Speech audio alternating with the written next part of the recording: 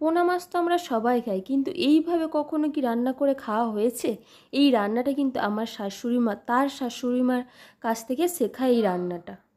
খেসারির ডালটা কিন্তু ভেজানো ছিল, বেটে নিয়ে দেখো কড়া কিন্তু খুব গরম হলে তারপরে একটু তেল নিয়ে ছড়িয়ে দিয়ে একে একে বড়াগুলো দিয়ে একটু ঢাকনা দিয়ে জল ছড়া দিয়ে রেখে দেবে। তারপরে দেখবে এরকম আস্তে আস্তে উল্টালে বড়াগুলো খুব সুন্দরভাবে উঠে।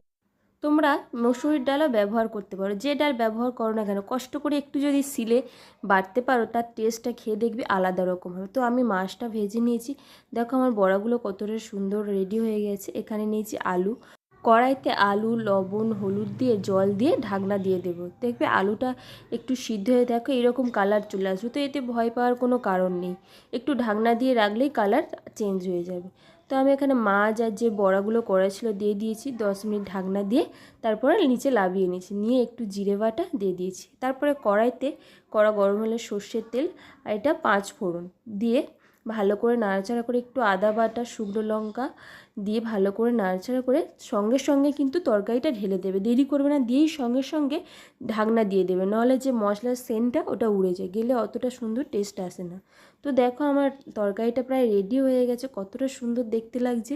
যতটা সুন্দর দেখতে লাগছে তার থেকেও বেশি খেতে কিন্তু খুবই সুন্দর হয়েছে। তো আমার বড়াটা কতটা সুন্দরভাবে সিদ্ধ হয়েছে তোমরা দেখতেই পাচ্ছ। এই রকম ভিডিও পেতে গেলে চ্যানেলটি সাবস্ক্রাইব